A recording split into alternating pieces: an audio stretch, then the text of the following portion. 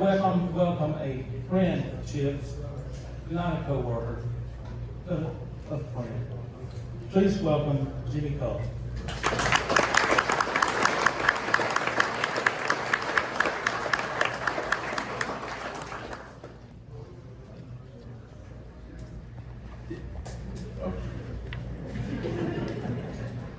Man, looking around this room and seeing all you guys here, what a testimony to the legacy of Chip Sneed. Unbelievable. He's the only guy I know that died and he was on the news. What? Chip was a hell of a guy. Exactly, hold on. Exactly 1 year ago today, this weekend, I spoke on behalf of Chip Sneed when he was inducted into the Catholic High Hall of Fame. And it was exactly this weekend today I'm speaking at his memorial. And that kind of just blows my mind. It's hard to get on. A lot's happened in a year. So I guess we really need to appreciate where we are and what we have and know time is precious and things can change in a heartbeat. But what do you say about Chip Sneed? Well, in my case, I got plenty to say, I just don't have the time. As many of you know, Chip grew up in St. Peter's, and I met Chip in the early 60s in grade school. When I think about Chip, I think about that mustache, that big mustache. But I knew him before that he had that mustache. And he just really never looked right. Something was missing. He needed something. He grew that mustache, and that was it. Once he grew that mustache, chicks dug him. When I think of Chip, I can hear that laugh. That loud, beautiful, contagious laugh. He loved to laugh. When you were with Chip, you would join in and laugh with him, whether you knew what he was laughing about or not. I'm gonna miss that laugh. When I think of Chip, only do I think about a friend, but he was a great teammate. He was a competitive football player. Chip could not catch a pass to save his life. You could throw him a pass that hit him in the shoulders, it hit him in the head, it hit him in the stomach, it hit him in the hands. We'd call them hands of stone. But what he did have, though, was a deadly forearm. Back in our day, you could throw a forearm and it was legal. And Chip did it better than anyone. You did not want to be on the receiving end of a Chip Sneed forearm. You could walk away with a broken jaw. When I think of Chip, I see someone who loved to drive fast.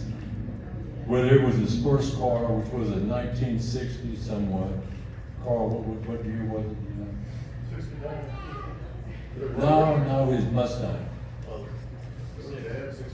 The way it was red, 289 3-speed Mustang, and he loved to drive it fast. Whether it was his Mustang, his fishing boat, or his motorcycle, Chip always had a need for speed. That need for speed was most realized when he inherited from his father, who was also a fireman, a 1969 canary yellow 383 torque flight Roadrunner with an 8-track. Chip had to develop crazy good driving skills and loved to drag race. We would drag race in the streets all over the city whenever the opportunity presented itself. Imagine the thrill of being at a stoplight, Chip Sneed behind the wheel, revving the engine, getting the RPMs up, and waiting for the light to turn green. We were either next to a Charger, a Barracuda, a Challenger, a Super B, or a Super Sport. Chip would race them all, and we did race them all. But we were responsible. We did keep football helmets in the back seat. And we would put those on when we knew we were going to race somebody. We would go by and see a friend of ours, and their father was a doctor. And he kept telling Chip, you're going to end up in a body bag if you don't slow down. But Chip never slowed down. We would laugh about that. In fact, he always speeded up. The fact that I'm standing here talking about it proves that Chip had skills and was one damn good driver. and he was proud of that, and I'm thankful he was a damn good brother. When I think of Chip, I think about him always burning rubber in the school parking lot and having to stand detention. That was his badge of honor. When I think of Chip, I think of the day he came to school and he'd been beaten up over the weekend.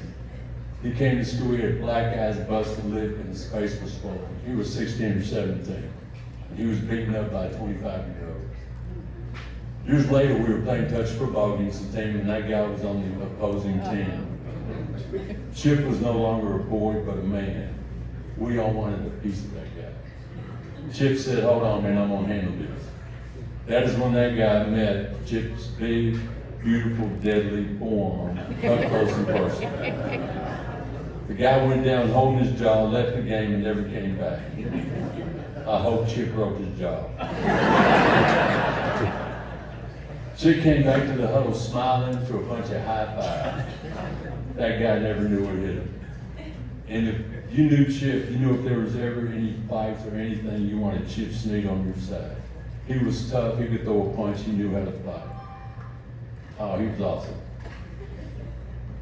When I think of Chip, I think of someone who loved to lift weights and work out.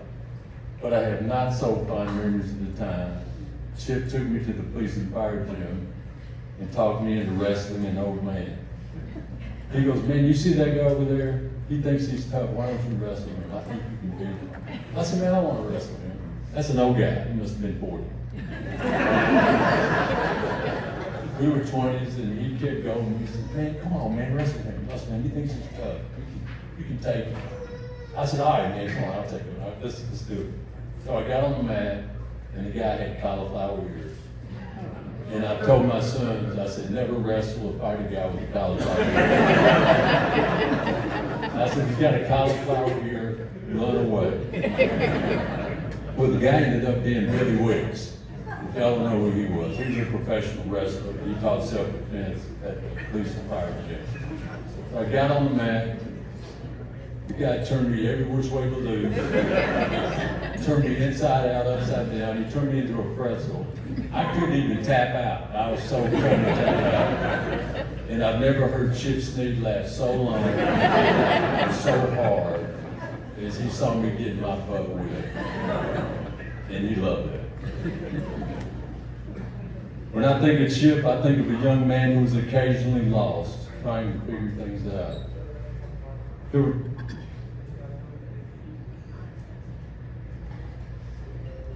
There were times when Chip didn't know where he was going to spend the night or sleep at night, or where he was going to get gas money.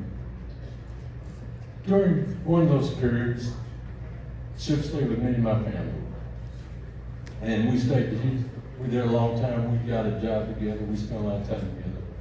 But he told me that he had never realized what it was like to sit down with the family and have dinner until he sat down with my family and had dinner.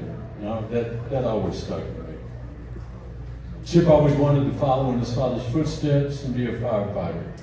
Chip had the attributes it took to be one of the best. Y'all saw it, but I knew it. I was at a fire once, a fire down the street from my house. I heard it, I went there before the even firefighters got there. The fire engine rolled up, and Chip was the first one off the truck. He was the first one to get in the building. I saw him on the roof fighting the fire. I said, "Man, he's crazy." But he wasn't crazy. He was what a firefighter is. He was brave and courageous, and everything a good firefighter ought to be. Plus, he was a little crazy. Chip spent part of his career as a paramedic, and I always said if I was ever in a wreck and needed someone to come up and save my life, I was hoping it would be Chip Sneed. And I was at an event not long ago, and the lady came up to me and goes, "Are you Chip Sneed?" I don't know why she thinks that. And I said, no, not Chip. She said, "Well, I just wanted to say that I was in a wreck. Chip showed up, he pulled me out of the wreck, he gave me CPR, he saved my life, and I just wanted to thank him." But that's who Chip Sneed was. He was there for everybody. He wanted to save people's lives. When I think of Chip, I think about his beautiful, heartwarming relationships that he had with his granddaughters. You could easily see the mutual love that they had. It was really a beautiful thing to watch. When I think of Chip, I think of April, his sweet daughter, who left her life in Little Rock to come assist caring for her father. And April's a real sweetheart. She's unbelievable. When I think of Chip, I think of Jason and Paul Boyce and their wives Amanda and Natalie, who for the last 2 years of Chip's life, they spent making it possible for Donna to keep Chip at home. They were very instrumental in Chip's care at the end. When I think of Chip, I think of his son Will, who was there at the end when times were hard and he was very much needed. And now he's the owner of his father's cherished Roadrunner. So lucky you. But mostly when I think of Chip, I think of Donna. She's a remarkable woman. She made sure Chip could stay home. She took great care of Chip, which was not easy if you knew how things went. When I asked her how she was doing, she would tell me, she said, Jimmy, when I got my nurse's hat on, it's okay. When I had my wife hat on, it's unbearable. So Chip was blessed to have the people around him that loved him and made sure he was comfortable and where he wanted to be at the end. Chip was an awesome guy and a great friend.